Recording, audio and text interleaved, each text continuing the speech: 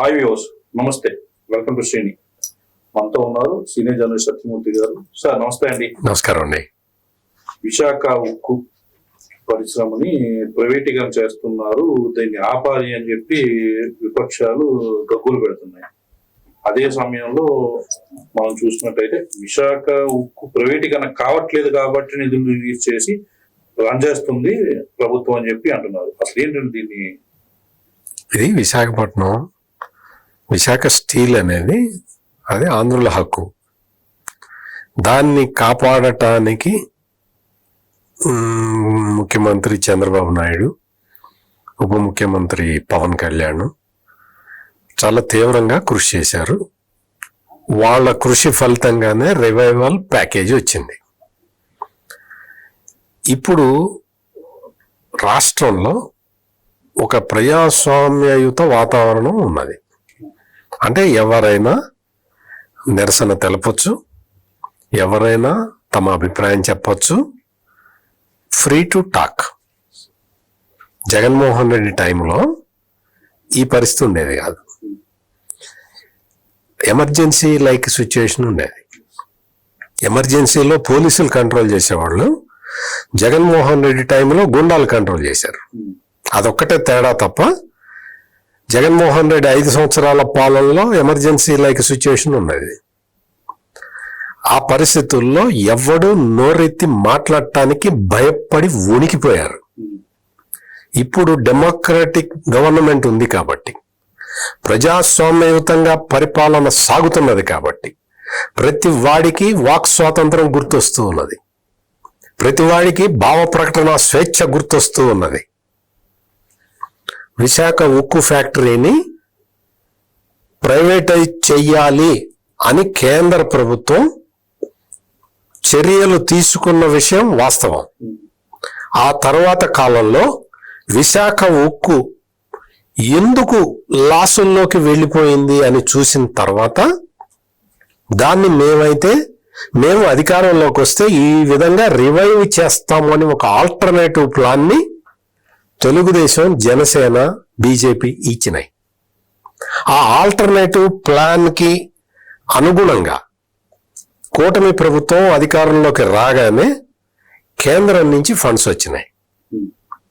11,400 కోట్ల రూపాయలు కేంద్రం రివైవల్ ప్యాకేజ్, విశాఖ ఉక్కు రివైవల్ ప్యాకేజ్ ఇచ్చింది.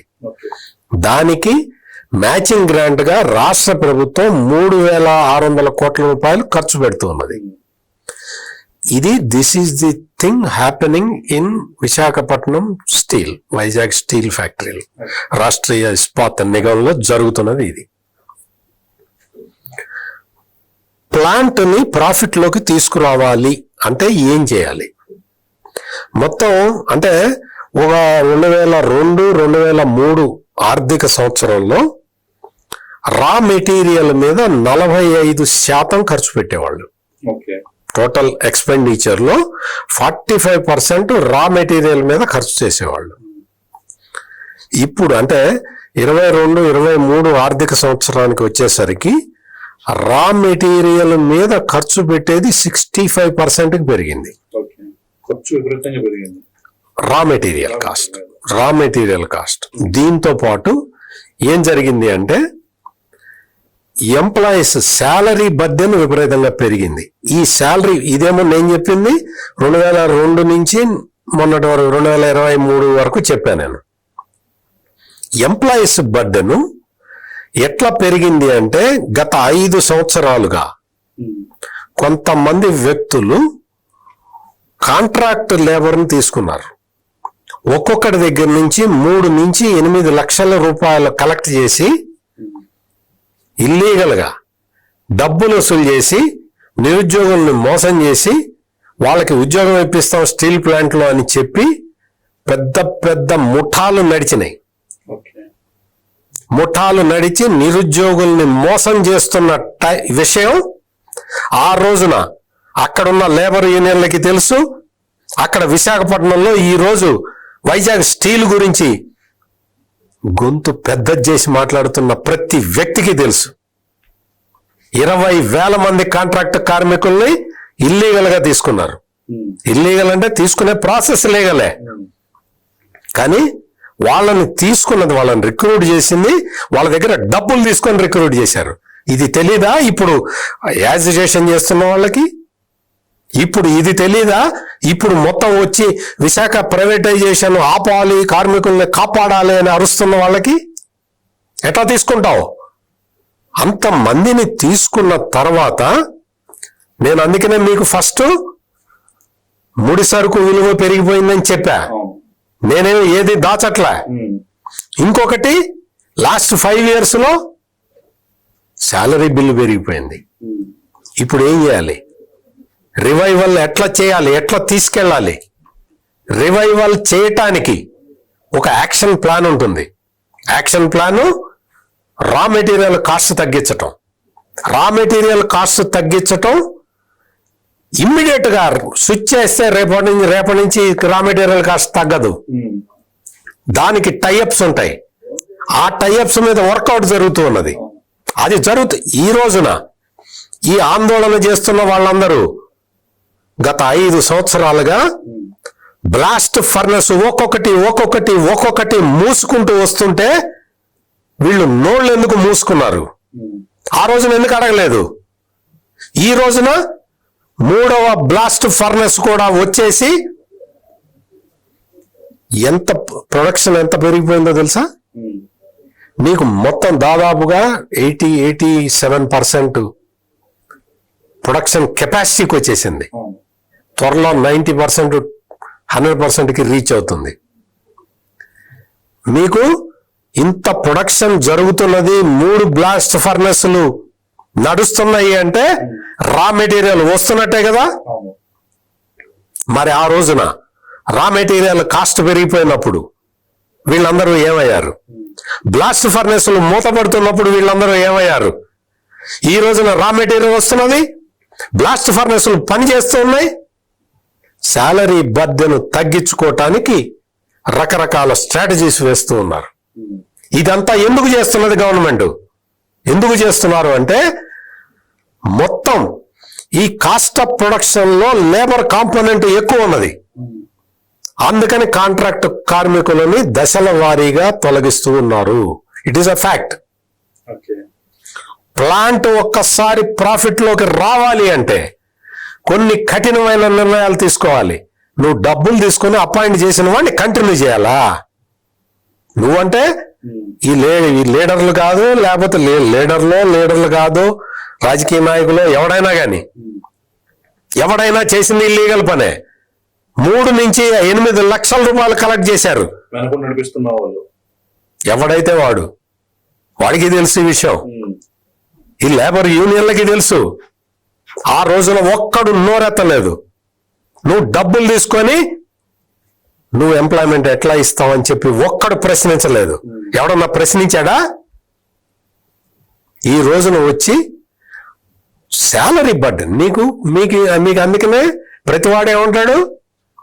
రా మెటీరియల్ లేదండి, క్యాపిటేటివ్ మైన్స్ లేవండి, అదండి ఇదండి అని ఈ ఊకతంపుడు కబుర్లు చెప్తూ ఉంటారు. అందుకనే నేను బ్లాస్ట్ ఫర్నెస్లు 1, 2, 3 అన్ని మొత్తం అన్ని పనిచేస్తున్నాయని చెప్పిన కారణం అది. ఎట్లా పనిచేస్తే రా మెటీరియల్ లేకుండా అంటే రా మెటీరియల్ సప్లైని రెగ్యులేట్ చేశారు. ఇప్పుడు ఫర్దర్ గా ఇంకొక స్టెప్ ముందరికి వెళ్ళాలి. ఎట్లా వెళ్ళాలి? దానికి సెవరల్ మెథడ్స్ ఉంటాయి. విశాఖ ఉక్కుని కాపాడుకోవటానికి యాజమాన్యం అన్ని చర్యలు తీసుకుంటున్నది. ఆ చర్యల్లో భాగంగా తాత్కాలిక ఉద్యోగులను తొలగిస్తూ ఉన్నది. తాత్కాలిక ఉద్యోగుల్ని తొలగించటంతో పాటు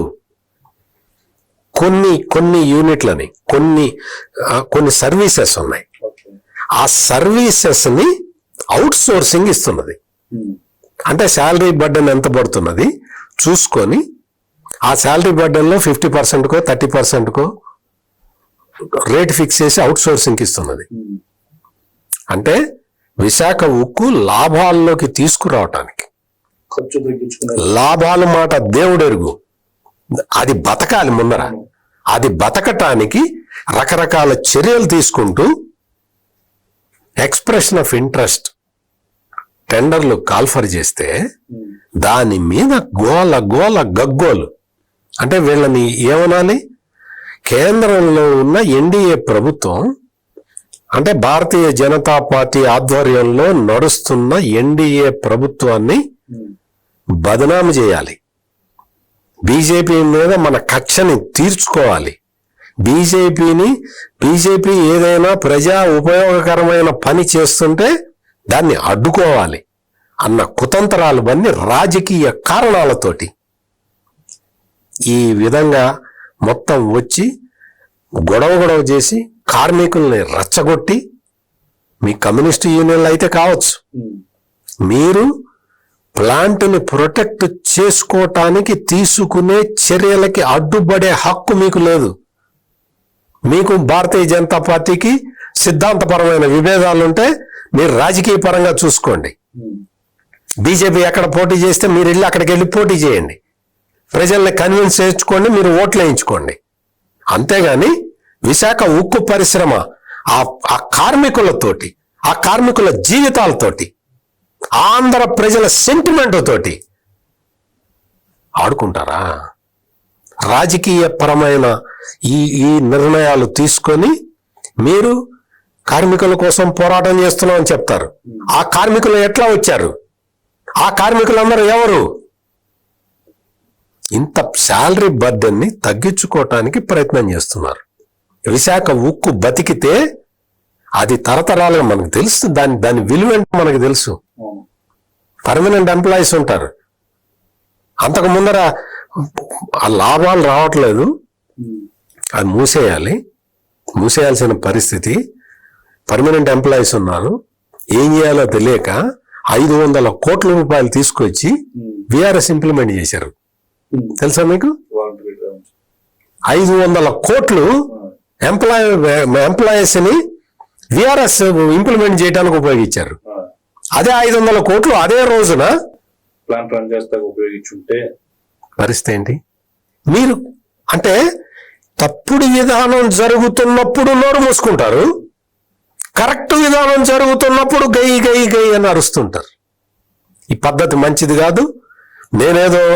నేను కార్మికులకు వ్యతిరేకంగా మాట్లాడటం లేదు, దయచేసి గమనించండి. కార్మికుడు ఎప్పుడు బతుకుతాడు అంటే ఫ్యాక్టరీ బతికినప్పుడు బతుకుతాడు. ఫ్యాక్టరీని బతికించడం ఇంపార్టెంట్. ఒక చెట్టు బతికితే, ఆ చెట్టు పెరిగితే ఆ చెట్టు కింద నీడొస్తుంది. నువ్వు తల్లివేరునే చంపేద్దామని చూస్తే చెట్టు చచ్చిపోతే ఎక్కడికి పోవాలి?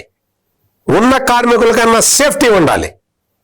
అందుకని ఈ కార్మికుల పేరుతోటి అక్కడ ఉన్న మొత్తం వీళ్ళందరినీ రెచ్చగొట్టడానికి ప్రయత్నం చేస్తున్న వాళ్ళు ఈ విషయాన్ని గమనించుకోవాలి. ప్లాంట్ రన్ కావటానికి సహకరించాలి. ప్లాంట్ రన్ అయితేనే మీ మనుగడ కూడా ఉంటుంది, లేకపోతే మీరు యూనియన్లు మూసుకోవాల్సి వస్తుంది.